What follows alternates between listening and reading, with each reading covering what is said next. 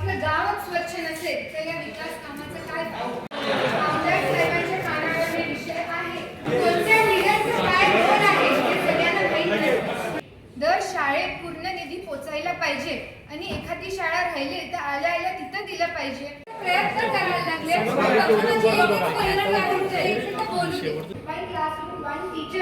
Cameraman सगळे 8 तास झाली उभारले. आपली सगळी प्रश्न आपण मांडूया. मॅडम एक सजेशन आहे.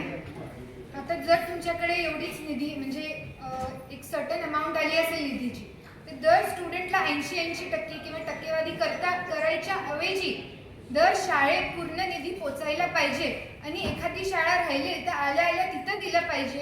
हे असं माझं एक सजेशन आहे. कारण का काय होतंय मग लॉजिस्टिकल प्रॉब्लेम हे होतात. म्हणजे आता जर माझ्याकडे आज 80% युनिफॉर्मचे फीज आलेत मग ते इतर ठिकाणी मग नीट पोचत नाही. मग त्यापेक्षा तर हे फक्त युनिफॉर्मसाठी नाही फक्त पुस्तकांसाठी पण माझं हे एक सजेशन आहे. कारण का काय होतंय कधी कधी शाळांमध्ये इतर शाळांमध्ये 70% मुलांना 80% मुलांना पुस्तकं मिळतात आणि इतर मुलांना पुस्तकं मिळणे हे भेदभाव शाळेतल्या शाळेत न होता आपण एक शाळा कंप्लीट करावी आणि मग पुढच्या शाळेत द्यावं. इथं म्हणजे अर्ध मिळालं अर्ध न मिळालं ह्याच्याऐवजी प्रॉपर सिस्टम लागलं तर बरं होईल. माझं मतदारसंघ माझं जिल्हा परिषद मतदारसंघ हे कबनूरच्याच बाजूला आहे. कोरोची जिल्हा परिषद मतदारसंघ. माझ्या खाली 3 गाव आहेत. कोतवाडी, तारदाळ आणि कोरोची.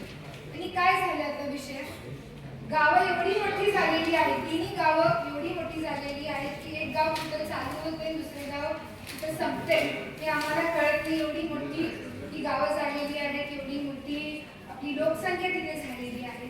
त्याबरोबर अजून एक लॉजिस्टिकल प्रॉब्लेम काय येतं आणि मी याबद्दल अगोदर पण एकदा बोललेली आहे की आमचा कचरा दुसऱ्या गावातला कचरा आमच्या गावात टाकायचं नाही आणि आमच्याकडे जागा नाही असा प्रॉब्लेम झाला. आणि त्यामुळं कचरा हा साठलेला आहे सगळीकडे. गावात तुम्ही गेला की कचरा पूर्ण पाईल्समध्ये तर दुसऱ्या गल्लीत पूर्ण पाईलमध्ये कचरा या ठिकाणी साठलेला आहे.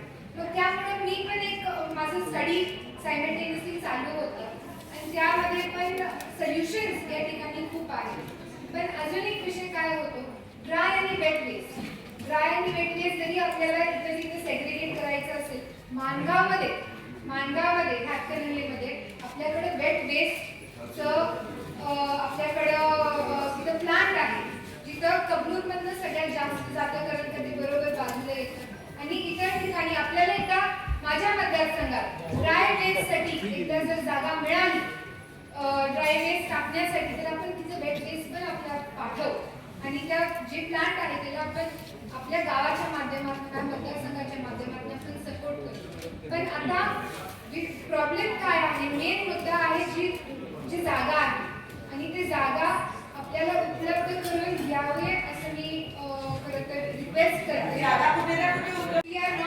म्हणजे आपण एवढं सगळं आपण इथं निधी लावायला लागलो सगळीकडे निधी लावायला लागलो पण विकास कामं करायला लागलो पण आपलं गावच स्वच्छ नसेल तर या विकास कामाचं काय आमदार साहेबांच्या कानावर हे विषय आहे आणि खासदार साहेबांच्या कानावर पण विषय आहे. पण काय होतंय आपल्याला स्टेप बाय स्टेप सगळं करायला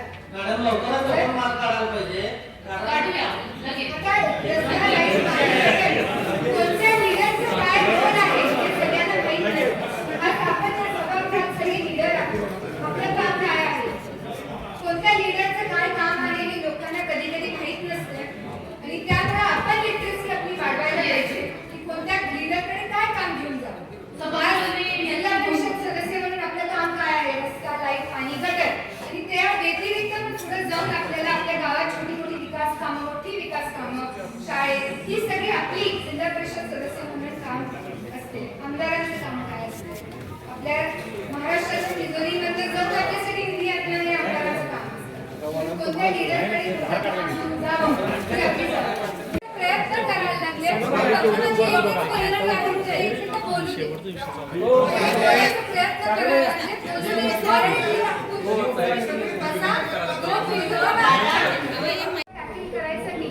तुम्ही आपल्या जिल्हा स्पेशल शाळेत वन क्लासरूम वन टीचर ज्याऐवजी जसं इतर खाजगी शाळेमध्ये असते की दर सब्जेक्टसाठी एक टीचर असते, तसं काय तर आपण त्याचा प्रोजेक्ट करून किंवा तसं काय तर आपण जर आपल्या शाळेत इम्प्लिमेंट केलं तर तेही आपल्या शाळेसाठी आणि आपल्या मुलांसाठी तिथं खूप चांगलं आपण या ठिकाणी म्हणजे त्यांना हे उपलब्ध करून देऊ शकतो. आपल्याकडे सगळ्या महिलांचं बोलून झालेलं आहे. सगळ्यात अगोदर तर आपला हा सेशन जो आहे आभार व्यक्त करतो. नाही माझी फक्त एवढीच विनंती आहे. जवळजवळ 8 तास आपलं सेशन हा चालू आहे आणि तासभर सगळी उभारले. 8 तास झाले सगळी उभारले. तिथं कॅमेरामॅन सगळे 8 तास झाली उभारले. आपली सगळी प्रश्न आपण मांडूया आणि लवकरात लवकर आपण त्या सगळ्यांचं सोल्युशन आपण काढायला लागतो.